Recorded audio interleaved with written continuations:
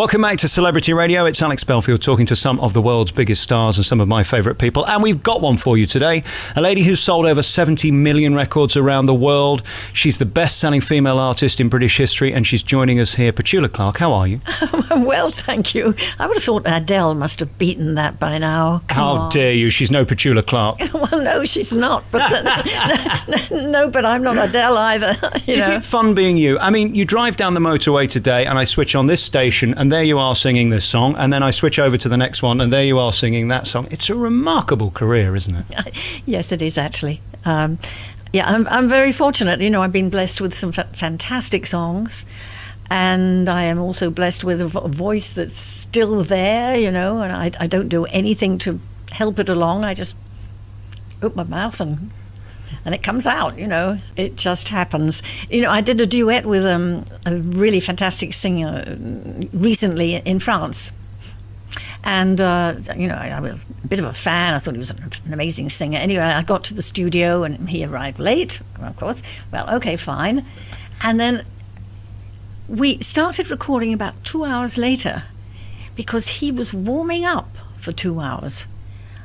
I thought, well, that's strange, Well, I mean, it was great when he finally got to sing. He was brilliant, but there are people who need to do that, who need to go through this whole process to get the voices going. And I feel a bit ashamed because I never do any of that, I have to confess that, when I do concerts, my first two songs are sort of a bit of a warm-up for me, to be honest. When you sit here now, and ahead of you in the next 2 months, you'll be releasing a brand new album, which comes out in September, and then in October you'll be doing these huge venues, and there you are, centre stage with the pin focus, and you have to deliver. Do you at this point take that as a walk in the park because it's the hits that you've been singing for 50 years, or do you still get nervous that they're judging and they need you to sound like Petula Clark? It's never a walk in the park. I mean, it's great once I'm on stage and I'm into it and the audience is there and the band is really cooking and you've got great songs. I mean, then it starts feeling sort of like a walk in the park, but it never is quite. You never are absolutely certain that it's going to work. When I sit opposite someone like you, I look in your eyes and think of the people you've looked at, the greats, the Lennons, the stars of TV. You were part of a generation that we're never, ever going to see again. It's all about getting your private bits out on reality TV these days. You work with real legends. How do you view your life at this point? Is it like watching it back on YouTube for the first time, or do you remember those moments individually, one by one? I can remember them. I have to confess I'm not really very nostalgic. I don't sit around saying, oh, those were the good old days, they really knew how to write songs then, and where have they all gone, all those legends, even though sometimes, if you think about it, it's a little bit true. No, I'm really not like that. I honestly live for today, and there are a lot of wonderful things around today, a lot of great talent. Of course, I was lucky enough to work with some of the great names in show business. But right now I'm looking into your eyes, and that's fine too. And here we are, 2016, and you're still selling out venues. I guess for any artist, there's no greater compliment to know that they still care, and they're still interested, and they're going to take their well-earned money and pay to see you. That's the ultimate test of time, isn't it? It is, and I feel very privileged to still be doing what I do and enjoying it. And I've been doing it for many, many years, as you know. I started when I was a wee child, when I was about 5 or 6, and I stopped in the 1970s for a couple of years. But apart from that, I've just been doing it, and. As I said, it's a privilege to still be able to do it. Let's go back to the beginning. Radio really is possibly the reason you're here, because that's where people fell in love with you, and that's where you learnt your craft. That's all we had, really. We didn't have television. I did my first radio performance when I was 8. And it was on a radio show for the forces. It was during the war, the Second World War, folks. And it was a show for kids, whose dads or brothers or cousins were out serving in the forces somewhere. And I had an uncle who was, and funnily enough, he was in Iraq, would you believe, during the Second World War. Anyway, I went along with 20 other kids, and it was in a theatre which still exists in London called the Criterion, which is right in the middle of Piccadilly Circus. And the BBC were using it because it was and still is an underground theatre. I mean, it's way, way underground. And so it was like a kind of glorified air raid shelter. And so there we were, all us kids, and there was a band, and you know, we did our little rehearsal. Hello, Uncle Dudley, we're fine, blah, blah, blah. And then suddenly there was this huge air raid. I mean, you know, we were in Piccadilly Circus, and the place was shaking, and we had to stop rehearsal. And a lot of the kids were very scared. And I was a London kid, you know, and the producer said to us, would anyone like to come up and say a piece of poetry, sing a song, you know, just to take our minds off what's going on? And nobody else volunteered, so I put my hand up and said, I'll sing a song. So that was my first radio show, and that was the beginning of everything for me, really. So radio has always been very important. Without getting too deep and spiritual, do you think you're born to do this and you were born to be Petula Clark as we sit here today? Because it seems to me there's a bravery in admitting I want to be the person to stand on that stage, but then being able to do it and form a career out of it is something extraordinary. Oh, you mustn't forget that I always loved to sing. You know, I'm half Welsh, and my mother was Welsh, and so music was in me. I could hear music all the time, and I still do hear music in my head most of the time. Was I born to do it? I don't know how to do anything else, if that's what you mean. So I guess I was, you know. Can you ever remember not being famous? No, I can't, actually. No, I don't know what it is to be famous. I mean, sometimes people around me, you know, we're walking down the street and they notice other people looking at me, but I don't notice it, you know.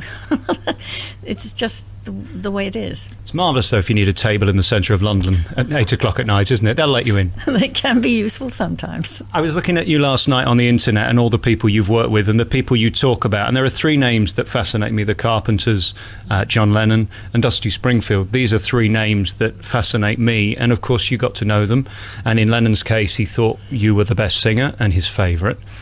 When you're around people like that, how long does it take for that to become normal? Because to most people, to be in the presence of that level of greatness is mind-blowing. Oh, I've never been blasé about the people that I've worked with, the people I've met. Never. You know, when I first met Fred Astaire, I thought I was going to faint. But the funny thing is that Fred felt the same way about meeting me. Isn't that weird? That's the part of it that I couldn't understand. But, you know, meeting John was wonderful. John Lennon, I mean, although when I met him I was in tears because I was going through a difficult time, and he was so adorable with me. Dusty, I met several times, but I never actually sang with her. I sang with her a few years back after she'd been gone for a long time, but it was an unfinished tape, and I went in and put my voice on it, and so we now have a duet, Dusty and me, but I never actually sang with her while she was still with us. But to me, she was the best. Absolutely, without a doubt. I wonder about your voice when you stand on stage. What does it take out of you? Is it something now that comes naturally, or is it something that drains you? No, it doesn't drain me. No, I find the whole experience energizing. Singing is such a joy. I mean, everybody can sing. Come on, you know. Some sing better than others. You know, I don't think I'm a great singer. You know, I sing my way. Excuse me. I don't mean the song. In fact, I don't think I've ever sang My Way. Yes, I have. I have. You're not going to tell me you did it with Sinatra as a duet and you'd forgotten about it? No, but I sang it with Claude François. Claude François was a huge French star, and he was the one who first sang My Way in French, because it is a French song. It was called Comme d'habitude. And Paul Anka wrote a lyric in English and gave it to Sinatra. and that was My Way. But I sang My Way with Claude François, in case you're interested. Wow. No, but I sing in my own style, and it just comes out that way. And some songs help me to sing that way. Certain songs are great for my voice. Certain songs are not so great, and I don't quite know why. It's interesting how some fit and some don't. And then we look at you as a package, and the reaction of my father, who is unimpressed by everything I do in my career. But when I told him last night I was coming to interview Petula Clark, he nearly fell on the floor. What's it like, because I'm a deeply unattractive man, what's it like being a sex symbol? I'm sorry, what did you say? You, sex symbol. I don't know how to answer that question. This business, show business, is about seduction anyway. You know, when you go out on stage, you are seducing a few thousand people in some way or another. You know, in my case, you know, I'm not Beyonce. You know, I don't take my clothes off and do all that. But you were in the day. Do you not see that about yourself? The way my father reacted, seriously, I mean, he just adored you. Bless his heart. Do give him my love. Well, it just wasn't like that. I don't think Adele is selling sex, although she probably is in her own way. You know, there are all different ways to seduce people. And she is seducing with her voice, with her talent. Hello, remember talent? Yep. Talent can be seductive. And then we spoke earlier of another legend, Frank Sinatra, who you never got to work with. Did you get to meet him? Oh, yes, and I never sang with him. Oh, you know, I met him several times. We had dinner and all that kind of thing, yeah. I'm amazed by these people. And, of course, one of the defining moments in your career was Las Vegas, the reason I bring it up. And it sort of ended your career for a while because I think it was a period where the glitz and glamour overtook the voice. And you left, didn't you? I mean, you could still be there now. You chose not to be. Isn't that interesting? Yeah, well, you know, I did Vegas on and off for 12 years. You know, on and off meaning I would do 3 weeks in Caesar's Palace, or 3 weeks at the Riviera or wherever, you know. And it was fun. Certainly when I was there, it was fun because I would be at Caesar's, for instance, and then Streisand would be down the road at the Hilton, or Elvis, and Sinatra would be at the Riviera, you know. So it was a special time. It's not like that anymore. You know, Vegas has changed enormously. So, you know, I might go back and do a few nights now and then, but no, it's Cirque du Soleil and Celine Dion, and who was a great singer, and it was very different. And then we look at you as a person, and what I love about you, I think, the most is that you're a principled person, and you're a person, if you're a friend, you're a loved friend. And there was a moment with Harry Belafonte, a wonderful story. Back in the day, you couldn't put your hand on a black man's arm without controversy, and you had two ways of reacting. You could have edited it out, or you could leave it in and take the flak, and you did. Why did you do that? Well, it wasn't me who wanted to edit anything out. It was the sponsor. The sponsor saw me put my hand on lovely Harry's arm. And by then, incidentally, Harry and I were really good friends, you know, and we felt very strongly about the song that we were doing together, and it just happened naturally.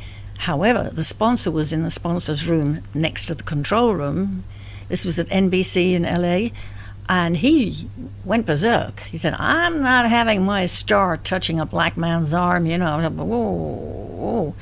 And the director of the show was in trouble, you know. I mean, he said, what am I going to do? So he thought up this idea about doing the song in a different way, where I wouldn't actually be standing next to Harry, but, you know, they would do a camera with stuff and all the rest of it. I thought, well, that's strange. That's not the way we're supposed to do it. But we did it. We did 2 takes like that. And then all the lights went out in the studio. Harry went to his dressing room. I thought he looked a bit strange. I didn't quite know what was going on. My husband, who was the executive producer, and our lawyer took me by the hand, said, "Come on, we're going downstairs." I said, "What's going on?" So we went downstairs into the basement, and in the basement was this guy eating a sandwich, and he was in charge of all the tapes, everything that was being recorded in the studios. And my lawyer said, "This is Claude Wolfe, executive producer. This is Petula Clark, star of the show. Hi. We want you to erase these 2 takes. Just keep that one." He said, "I can't do that. We have to always keep tapes just in case something goes wrong." And my lawyer said, "This is an order. You erase those tapes." And we watched as he pressed the button and erased the tapes. And that was it. That was it. So they had to put out the one where I touched Harry's arm. And that's what caused all the fuss, And I didn't get it. I had a black musical director for years, but I was English, and I was arriving in LA as a star, because I had all the hit records. However, I was sort of a bit naive. It was right in the middle of the civil rights movement, and there I was suddenly in the middle of all this. And I spoke to Harry Belafonte not very long ago in Ireland for the Amnesty International, and he remembers it, every single second of it, and he said it was a very important moment. But I didn't realize how important it was, And to think 50 years on, we're still fighting the same battles with race and what's going on in America. Yeah. I sometimes do hold my head in shame at this world that we think we've moved on, and we have in many ways. We have iPhones and we have Twitter and Facebook, but we still have fundamental issues where race is one of the biggest issues still in the world. Of course we do. Things have moved along a bit. We've had a black president in America. The things have changed, but we have to just keep working. We have to, and we have to give everything our love in our work, in our attitude, and whatever we do. That's what else can we do? And in terms of priorities, it seems to me all through your life, music has come second to family and your children. There are a lot of people in the business who don't do that. Was that always a priority for you to make sure that you kept your life in perspective and the business in perspective? Because it's easy to see how some people make it and some people don't quickly.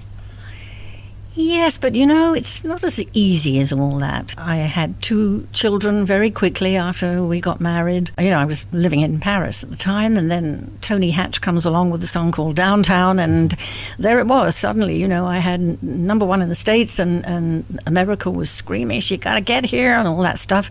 So I had all my contracts that were already signed for France, and then I had to go to America, and 2 small children. And I thought, well, I could do this. This is easy. You can have a nanny, and we just organize ourselves. To a certain point, I think we did quite well. I say we because my husband was there to help out too. But it's not easy, and there were compromises all around. I compromised on my career by not being there all the time, which in fact, that's really what you have to do. And I couldn't be there and be with the children all the time. That's 2 full-time jobs. Can't be done. We see so many who don't make it, the Dusters, Karen Carpenters, even the Amy Winehouses, people of late, who disappoint us because all you want is for them to keep singing. Yeah. Have you managed to work out, because if anybody can answer this question, you can, how do you survive the business? Because you have at this point, you're still sane, you're still here, and you're still making wonderful music that people love. How? That's a very good question. I don't know. I don't know if I can answer that. I never got into drugs. All that stuff never really turned me on. Karen, bless her, she was naive, and she wasn't well guided. And a lot of people, the people you mentioned, they weren't going to listen anyway. Elvis was the same. I saw him several times on stage, and the first time I saw him, he was glorious, he was amazing. And then I saw him again, and it was not so good. And the last time I saw him on stage, and it was not good. I went backstage, and all his yes men were saying, great show, Elvis, and I felt like saying, you know what, he wasn't, but nobody was going to say that to him. And if anybody had, would he have listened? Probably not. it's a difficult one. You know, this entourage that happens around people. It's I've seen it happen to so many people, and I've never had an entourage, ever.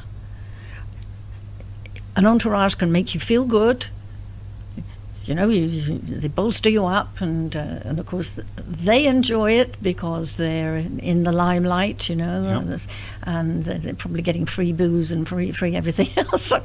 Excuse me, but that's kind of what it's about. Right. But I never had that. So now this is the bit where I really upset you, because we get towards the end of the interview and we save the hard questions for the last, and I've been thinking about this for several weeks. Petula Clark's best record. I mean, this is something that's been debated for many years. Colour My World, Couldn't Live Without Your Love, or Downtown. I suppose the only person who can answer what is Petula Clark's best record is Petula Clark. What is it? Oh, no, I can't answer that. I don't know. You know, when we go into a studio, when I went in to make Downtown, we knew it was a good song, and when we finished it, we knew we'd made a good record. We didn't know we'd made a monster record. So, what makes a hit? That's not the question you asked me, but it's probably because I can't answer your question. I don't know. I'm always in love with the new songs, because the new songs are new. Right. You know, they're fresh and exciting, and I haven't got bored with them. That's to say, I've never really got bored with any of the Tony Hatch songs, because they were just so great. But my best record, probably you wouldn't even have heard of it. Yeah, that's sad. The public will always decide what they like the best. It's not for you to decide, is it? No, but actually, you just made me think about it. I made a record in French called Flashback, which was written for me by Serge Gainsbourg. I don't know if any of you have heard of Serge Gainsbourg. Didn't he do that sexy one? Oh, we did that sexy one. Yeah, yes. that one that goes on and on and on for about 7 minutes. That's right. Je t'aime moi non plus. Je t'aime. I've never lasted 7 minutes. I could do it in the intro. Don't you worry about that. Really? And how did it go? Oh, no, it's nothing like that. Oh, is it not? No. No, Moi je t'aime non plus was made with Jane Birkin, who was another English girl, and he was madly in love with her at the time. No, but this is a fantastic song called Flashback, and I think that's one of the best things I've ever done. But you know, probably none of your listeners would even have heard of it. Well, they will now. They'll go and look it up. Don't you worry about that. And then the songs you turned down. These are some of my favourite stories. When you find out the songs you said, that will never be a hit, and 30 years later they're still playing it. Are there those you regret saying no thank you to? Oh, well, I was offered Feelings when it first came out. And, well, no, when it first came out, it arrived and, you know, on my desk. And I said, no way. It was just too... But, you know, I have sung it since, and I'm still not crazy about it. You know, it's okay for someone else. And then we look at another aspect of your career, which was magnificently successful on Broadway and in the West End, musical theatre, which sort of brought you back. Not only brought you back, but opened you up to a new audience that just adored it. Two-part question. The magic of musicals will never go away, will it? And secondly, can you do another musical for us? Because we'd love to see you, and we'd have 8 opportunities a week to do it. Well, you know, somebody has to ask me. You know, I don't go out looking for work. But be honest with you. Well, can I ask on behalf of Andrew Lloyd Webber, Sunset Boulevard, we'll get it back in the West End. You can do it. Well, I think Glenn Close has just done it, hasn't she? When she turned up. Well, you know, it's a difficult sing. You know, all those stairs up and down, you know, it's exhausting. Yeah, the stairs were tough. Would have to be just the right role. And there is no role. People have said to me, isn't there something that you would really like to do? And there isn't, actually. I thought Sunset was not bad for me, you know, and I enjoyed doing it because it's wonderful to be that unpleasant on stage, you know, because you're somebody else. It was great. I really enjoyed it, and I thought the music was wonderful. And your reviews for that were stunning. I wonder whether you're the type of artist that would pick up the New York Times on the Monday morning to see what Winchell's writing, or whether you just avoid the good and the bad and get on and do it. Well, I try not to read reviews, you know, because the good ones you think, oh, well, you know, what do they know? I still get nervous before I go on stage, and I pray. I do some ironing. Yeah, I iron my own clothes, folks, in case you're interested. We do the sound check first. We do all that stuff. Priorities. Yes, that's right. And then sort of like about an hour before the show, I go to my dressing room and I like to be alone. And there, I'll do my makeup. My makeup takes 20 minutes. And then I get my clothes out and I iron. I know it sounds weird, but I also feel that if anybody's going to burn my dresses, it better be me. And they're quite fragile, and it's a kind of it calms me down, actually, funnily enough. It's also really intimate, isn't it? What you're doing, you're making something perfect that is going to be embodying you for that entire performance. I guess there's something in that, isn't there? Psychologically interesting, yes. Freud did have a field day with that, wouldn't he? Very good. Yeah, interesting. And then you stand on the edge of the stage and you know it's sold out, as most of these concerts are. You know they're going to love you because they already do. And then you've got to sound like you. What goes through your mind in those moments before the curtain rises? I'm excited, I'm nervous, and I have a last-minute pray that it's going to work, because you never can be sure that it's going to work. You can go on and do the same thing as you did last night on the stage, and it may not work. This time, maybe. A lot of performers have said this, They have this feeling that they'll go on stage, and this time the audience will find out. Yeah. They'll find out that they're not very good. And I've heard this from many, many great, great actors, because one is never, ever sure. I mean, I'm fortunate because I've got wonderful songs, and sometimes I can hide behind the songs. But what's really exciting for me, particularly on this next tour, is I'll be going out doing all those fantastic songs that people know and I'm sure of. I'll be going out and doing songs that they don't know. And that's a turn-on for me. That makes it all very thrilling for me. I like to feel that sense of danger. I really do. You mentioned prayer a couple of times. Is God important to you? Is this something every day that's around you? And I wonder how you feel about the world today, because when I switch on the news, which I've stopped doing, by the way, because it's too depressing, I can't fathom any of it. No, I'm with you. I get that. Yes, of course. I think we're living in a very dangerous, scary world. And I think that's why we have to give our very best in everything that we do. I don't want to get into how I feel about God, about religion, but I only know that for me, all I know about myself is that I can sing. I can sometimes touch people.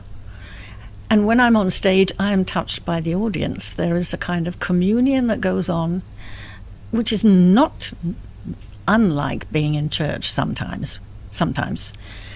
So there is something that's going on, that's for sure. Exactly what it is, I don't know any more than anyone else does. And when people say they know, I say, no, none of us know. But something is going on, and I plug into that as much as I can. And that feeling at an end of a show when the curtain goes down and they're applauding, and you did it, and you made it, and it was 5 stars, and you're thrilled, and the band's thrilled, and they're thrilled. Is there any way of describing that ovation in your heart? Because really, as a performer, that's all you're waiting for, is it? It's an amazing feeling. You can't describe that. But sometimes I will come off and say, yeah, it was okay. The audience liked it, but I didn't think it was that great. And then other nights I will come off stage and say, that was pretty good, And then somebody close to me will say, not so good tonight. That's... Colour My World was a bit flat. Yeah, you know what I mean? They can hurt these people, can't they? Well, there's always a bit of truth in it, It's interesting about you and your fans and the relationship with it. An auntie of mine, who I think is about 82, wrote to you when she was, I think, 35, 40, and she'd just gone through a divorce, and she said, I love your records, I'm coming to see you in Nottingham. And you wrote a hand note back to her, and you put a photo in it, signed it, and said, if you're ever in town when I'm in town, show this picture to security, and I'd like to say hello to you. And she did, and you did. I want you to know how much you mean to your fans, and I think that's the testament to anybody's legacy, is those moments, that individual that you touched at a moment when she was low. Petula Clark was willing to see me. Is that important to you, just those very small, not the moments at the Palladium, because we can all see those on YouTube, but the individual moments that nobody will ever know about? They're very important to me. You know, I can't handwrite back to everybody, you know. But I often do. But I've met so many amazing people at the stage door, so many stories. It's extremely nourishing for me. So don't ever think that it's not important to me. It's very important to me. Singing is a wonderful thing to be able to do. I do feel at times that I can convey something through songs. You know, I'm just a singer, let's face it. You know, and you were talking about the world today. What can I do to help? What can you, what can any of us do? What we can do is go on doing what we do, doing it better, doing it with love. And that's what I do. So I try to convey that in when I'm on stage, in my life, come to that. So how do you put that into a capsule and say that's who I am? I really don't know. But isn't it wonderful that at my lowest moments I can click Google and put in Subway, and there you come up for 3 minutes and cheer me up. Petula Clark, good luck with the tour. It's happening this autumn, and the new album's out in September. This has been a great honour and thrill. Thank you so much for your time. Thank you. I really enjoyed it. Don't sleep in the subways, your favourite? It is. It's mine too.